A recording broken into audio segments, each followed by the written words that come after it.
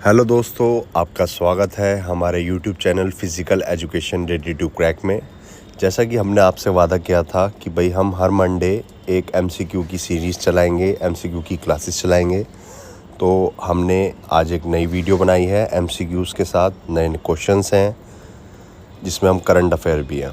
तो पहला क्वेश्चन है हमारा, Indian archer Aditi Gopichand created history by breaking the world record in the under 18 archery world cup held in which country. देखो, इस एक क्वेश्चन के अंदर हमें कितने क्वेश्चंस पता चलते हैं। जैसे इंडियन आर्चर अदिति गोपीचंद ने हिस्ट्री क्रिएट करी, क्या करा, वर्ल्ड रिकॉर्ड बनाया अंडर 18 का।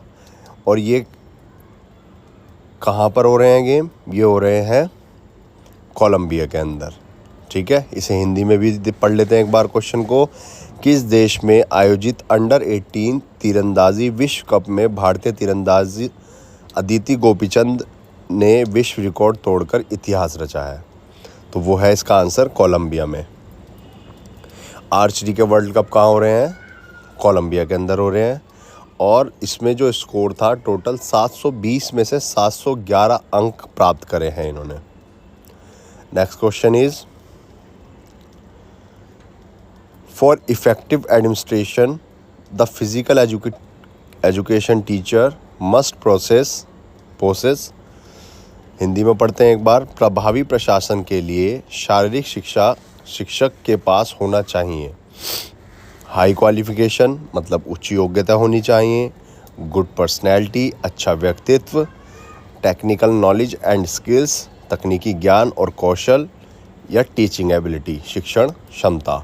तो देखो, अगर हम इसे एलिमिनेशन प्रोसेस से इस आंसर को सॉल्व करें तो हाई क्वालिफिकेशन। ऐसा ज़रूरी नहीं है कि जिस व्यक्ति ने, जिस टीचर ने हाई क्वालिफिकेशन ले रखी हो वही टीचर अच्छा होता है। तो ये ऑप्शन हमारा कैंसिल हो गया। नेक्स्ट है गुड पर्सनैलिटी। अब ऐसा भी नहीं होना चाहिए कि किसी टीचर की पर्सनैलिटी बहुत अच्छी है लेकिन उसको एजुकेशन सिस्टम और टेक्निकल नॉलेज स्किल्स इन सब का कुछ पता ही नहीं है। सी है हमारा टेक्निकल नॉलेज एंड स्किल्स। अब इसमें हमसे क्वेश्चन पूछा गया, एक फिजिकल एजुकेशन टीचर को अगर इफ़ेक्टिव एडमिनिस्ट्रेशन करना है तो उसके लिए क्या होना चाहिए? तो टीचिंग नॉलेज एंड स्किल्स एक अच्छा आंसर हो सकता है। और नेक्स्ट ऑप्शन हम देखेंगे टीचिंग एबिलिटी। अगर हमसे पूछा जाता कि बच्चों को पढ़ाने के लिए, तब टीचिंग एबिलिटी हो सकता था, पर यहाँ पे जो मोस्ट अप्रोप्रिएट आंसर है वो है option C, technical knowledge and skills. Next question है, वाइट मसल फाइबर्स। हमारे बॉडी में कितने तरह के फाइबर्स होते हैं? वाइट और रेड मसल फाइबर। अब क्वेश्चन है हमारा, white muscle fibre are better adopted to perform. Hindi में पढ़ लेते हैं। प्रदर्शन के लिए सफ़ेद मांसपेशी फाइल को बेहतर तरीके से अपनाया जाता है। देखो, इसका हिंदी में इतना अच्छा मतलब समझ नहीं आ रहा, पर अगर हम इसी क्वेश्चन को इंग्लिश में समझें तो बहुत आसानी से समझ आ रहा है। तो जो हमारे वाइट मसल फाइबर होते हैं वो हमारे होते हैं फास्ट कॉन्ट्रैक्शन के लिए, और जो रेड मसल फाइबर होते हैं वो होते हैं स्लो कॉन्ट्रैक्शन के लिए। तो इसका जो आंसर होगा वो होगा आंसर बी। ये बहुत आसान आंसर क्वेश्चन था। नेक्स्ट है, इन हेल्थ एजुकेशन, स्वास्थ्य शिक्षा में, what is the fundamental principle to start. स्वास्थ्य शिक्षा में आरंभ करने का मूल सिद्धांत क्या है? ये क्वेश्चन बार बार पूछा जाता है कि अगर हमें किसी को हेल्थ एजुकेशन के बारे में बताना है तो हमें किस चीज़ से शुरुआत करनी चाहिए, मूल सिद्धांत क्या है? तो फर्स्ट ऑप्शन है हमारा नॉन टू अननोन। सेकंड है earlier to the recent. Third है वॉलंटरी टू इनवॉलंटरी। फोर्थ है एशियन टू मॉडर्न। तो इसका जो आंसर है वो है नॉन टू अननोन। मतलब जब भी हम किसी को हेल्थ एजुकेशन या कोई भी एजुकेशन के बारे में हम बताते हैं तो हमें शुरुआत उस चीज़ से करनी चाहिए जिसकी नॉलेज सामने वाले को थोड़ी बहुत पहले से है, जो वह जानता है, नॉन। उसके बाद हमें वो चीज़ बतानी चाहिए जो वो नहीं जानता है, तब वो हमारी बात को ज़्यादा ध्यान से और गौर से सुनेगा। तो इसका जो आंसर हुआ वो है option A, known to unknown. Next है where was the school game federation of India formed, SGFI। ठीक है, हिंदी में पढ़ लेते हैं। School games federation of India का गठन कहाँ किया गया था? तो इसका आंसर देखो, ये तो याद होना चाहिए। ठीक है, इसमें हम तुक्के नहीं लगा सकते। जो आंसर है वो है हमारा कर्नाटका। और इसमें एक नीचे देखा होगा, नीचे लिखा हुआ है the SGFI school games federation of India was established in the year 1954। Question number 6, what is the Asian name of polo and who gave it? Polo का प्राचीन नाम क्या है और इसे किसने दिया था? तो फर्स्ट ऑप्शन है हमारा चॉपर by Rajput, Chauhan by Mughals, Chaturanga by Marathas and none of the above. तो जो इसका आंसर है वो है question option B, Chauhan by Mughals. तो ये चौहान नहीं है, यहाँ पे मिसप्रिंट हुआ है, ये चौगान था और ये मुगल्स द्वारा दिया गया था। नेक्स्ट क्वेश्चन है which former Australian cricketer is also known as Punter? किस पूर्व ऑस्ट्रेलियाई क्रिकेटर को किस नाम से जाना जाता था? देखो हिंदी में फिर से मिसप्रिंट है, तो इसके लिए सॉरी। तो इसका जो आंसर है वो है, जैसे कि हमें फ़ोटो में भी दिख रहा है, जो फ़ोटो है वो है रिकी पॉन्टिंग जी की। और रिकी पॉन्टिंग कौन है? ऑस्ट्रेलिया के क्रिकेट के कोच है। नेक्स्ट है हमारा which one of the outmost layer of the eye? आँख की सबसे भारी परत कौन सी है? तो ए है कॉर्निया, दूसरी स्क्लेरा, तीसरी आइरिस, डी पपिल। देखो इसमें बहुत बच्चे ऑप्शन ए चूज़ कर लेते हैं कॉर्निया, पर जो इसका आंसर है वो है स्क्लेरा, जैसा कि इस फोटो में दिखाया गया है। नेक्स्ट है which muscle divides respiratory system from digestive system? कौन सी मांसपेशी श्वसन तंत्र को पाचन तंत्र से विभाजित करती है? तो जैसे कि हमें सबको पता है, फर्स्ट ऑप्शन है डायफ्राम, बी सैरेटस एंटीरियर, सी trapezius, D rectus abdomen.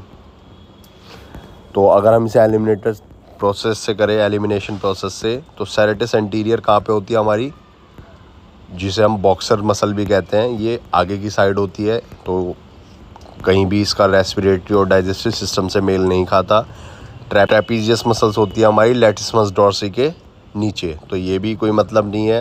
Rectus एब्डोमिस कौन सी होती है? जो हमारे, जिसे हम आम भाषा में अपने एब्स कहते हैं, एब्डोमिनल मसल, तो ये भी कोई मतलब नहीं है। तो इसका जो आंसर है वो है डायफ्राम। ये हमारी रेस्पिरेटरी सिस्टम जहाँ ख़त्म होता है उसके ठीक नीचे, और डाइजेस्टिव सिस्टम जहाँ शुरू होता है उसके ठीक ऊपर होती है। ये डायफ्राम मसल्स हमारे इन दोनों सिस्टम में गैप रखती है। आप देख सकते हैं यहाँ पे डायफ्राम मसल्स कैसी होती है। नेक्स्ट है which measurement is recognize as the best measurement of a person cardiovascular fitness? किस मापन को किसी व्यक्ति की हृदय वाहिका स्वस्थता का श्रेष्ठ मापन माना गया है? फर्स्ट है हार्ट रेट, किसी की हार्ट रेट चेक करना, नहीं। बी पल्मोनरी वेंटिलेशन, नहीं। तीसरा वाइटल कैपेसिटी, नो। लास्ट है हमारा VO2 मैक्स। तो जो हमारा जो आंसर है वो है VO2 मैक्स। अगर हमें किसी की कार्डियोवास्कुलर फिटनेस मापनी है तो हमें क्या करना पड़ेगा? उसका VO2 मैक्स का टेस्ट लेना पड़ेगा। Option D. नेक्स्ट है what send impulses from brain to various body organs and muscles? मस्तिष्क से शरीर के विभिन्न अंगों और मांसपेशियों में आवेग क्या भेजते हैं? फर्स्ट है मोटर न्यूरॉन, दूसरा सेंसरी न्यूरॉन, तीसरा है both A and B, and D none of these. तो जैसा कि हमको पता है मोटर न्यूरॉन हमारे पूरी बॉडी में होते हैं, ठीक है, मसल्स के अंदर। और माइंड से जो भी सिग्नल जाता है वो मोटर न्यूरॉन्स के ही माध्यम से पूरी बॉडी में सिग्नल्स जाते हैं। तो इसका जो आंसर हो गया वो है motor neuron, option A. Next है Miller volley test. Miller wall volley test is related to, जैसा कि इसके नाम से पता चल रहा है वॉली, तो हमें कभी भी वॉली से मतलब इसका वॉलीबॉल नहीं निकालना। इसका जो टेस्ट होता है ये बैडमिंटन के लिए होता है, ठीक है। Option A basketball, volleyball, badminton and football. तो इसका आंसर है badminton, Miller wall volley test. Next है SPD स्टैंड्स फॉर। SPD का पूरा नाम क्या है? Sensory psychological disorder, sensory processing disorder, special psychological disorder, socio psycho disorder. तो जो इसका आंसर है वो है sensory processing disorder, sensory processing disorder, option B. Next है the Pythian games held at A Delphi, B Corinth, C Olympia, D Neyman. तो Python games होते थे, हमेशा ये याद रखने वाला क्वेश्चन है, ये बार बार पूछा जाता है, इसमें समझने जैसा कुछ नहीं है। पाइथन गेम्स कहाँ हुए थे? डेल्फी में हुए थे, ऑप्शन ए। नेक्स्ट है the Ryder cup is associated with which of the following sports. Ryder cup निम्नलिखित में से किस खेल से संबंधित है? Option A football, B golf, C tennis and D hockey. तो इसका जो आंसर है वो है golf, option B.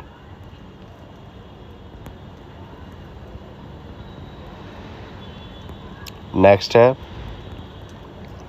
Who among the following is the highest wicket taker in the ODI test format. निम्नलिखित में से कौन ODI टेस्ट प्रारूप में सर्वाधिक विकेट लेने वाले क्रिकेटर हैं? ए शाहिद अफरीदी, बी वकार यूनिस, सी मुतिया मुरलीधरन, डी वसीम अकरम।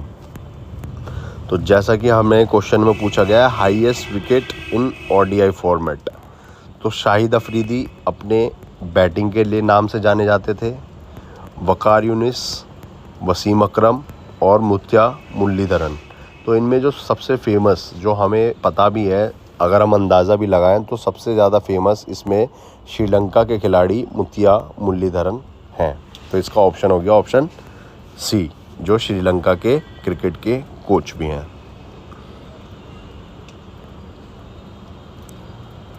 नेक्स्ट है हमारा विच of the following is the oldest tennis tournament in the world. विश्व का सबसे पुराना टेनिस का टूर्नामेंट निम्नलिखित में से कौन सा है?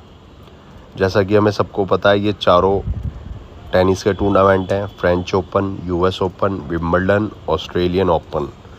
पर इसमें जो सबसे पुराना है वो है Wimbledon, option C. Next question है of the very common sports injury when the ligament is affected in a joint, it is known as A strain, B sprain, 3 tendinitis and D lacration। जैसा कि हमें पता है tendinitis tendon से related problem है, तो इसे हम अलग कर देते हैं। लैक्रेशन जब हमारा किसी शार्प ऑब्जेक्ट से हमारे कट लगता है तो उसे लैक्रेशन कहते हैं, ये भी नहीं ऑप्शन है में। तो अब स्ट्रेन और स्प्रेन में अक्सर लोग कंफ्यूज हो जाते हैं। तो जो स्प्रेन होता है वो हमेशा होती है लिगामेंट इंजरी, जॉइंट इंजरी, और जो स्ट्रेन होता है ये होता है हमारा मसल्स इंजरी। तो इस क्वेश्चन में हमसे जॉइंट्स के बारे में पूछा गया है, लिगामेंट्स के बारे में पूछा गया है, तो इसका आंसर है option B sprain. Next is tennis में ग्रैंड स्लैम जीतने वाले पहले भारतीय खिलाड़ी कौन है? Who is the first Indian player to win grand slam in tennis? Option A Leander Paes, Ramesh Krishnan, Mahesh Bhupathi and Anand Amritraj. तो इसका आंसर है option C, Mahesh Bhupathi ji, Indian tennis player. Next question है what is the budget. Budget क्या है? तो जैसा कि हमें पता है कुछ भी ऑर्गेनाइज़ करने से पहले, कोई गेम या कोई टूर्नामेंट ऑर्गेनाइज़ करने से पहले हमें बजट बनाना पड़ता है, ठीक है। तो उसमें क्वेश्चन में पूछा गया है कि बजट क्या है, तो हम पढ़ते हैं ऑप्शंस क्या क्या दे रखे हैं।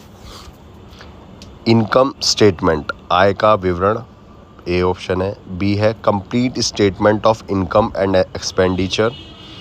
3 है estimated statement of income and expenditure and D statement of expenditure. जैसा कि मैंने आपको क्वेश्चन के पहले में बताया कि बजट कब बनता है, कोई भी टूर्नामेंट या कोई भी काम होने से पहले बजट तैयार किया जाता है। तो बजट तैयार किया जाता है तो हमें इनकम की स्टेटमेंट दें ऐसा ठीक नहीं है, हमें एक्सपेंसेस का भी ध्यान रखना पड़ेगा। तो ऑप्शन ए गलत हो गया। Option B complete statement of income and expenditure, ये भी ऑप्शन ठीक नहीं है, क्योंकि हमें पता ही नहीं होता कि क्या क्या इनकम होगी नहीं और क्या क्या एक्सपेंडिचर होगा। ये तो बस हम क्या करते हैं, अपना एस्टीमेट लगाते हैं, अपना आकलन करते हैं। थर्ड ऑप्शन है estimate statement of income and expenditure, ये थोड़ा ठीक है, तो इसे हम अलग रखते हैं। डी ऑप्शन है स्टेटमेंट ऑफ एक्सपेंडिचर, तो ये डी ऑप्शन भी नहीं हो सकता कि व्यय का विवरण ही हमारे बजट का हिस्सा नहीं है। तो option C is most appropriate answer, estimate statement of income and expenditure, आय एवं व्यय का अनुमानित। तो बजट के अंदर हम यही करते हैं, हम एस्टिमेट लगाते हैं कि हमारी इनकम कितनी हो सकती है और हमारा खर्चा कितना हो सकता है। तो आज हमारे लिए इतना ही बहुत है। Thank you. अगर आपको वीडियो अच्छी लगी हो तो आप वीडियो को लाइक, शेयर और कमेंट भी कर सकते हैं, और आप हमें भविष्य में बनाने वाले वीडियो भी बता सकते हैं कि हमें किस वीडियो पर, किस टॉपिक पर अपनी वीडियो बनानी चाहिए। Thank you so much.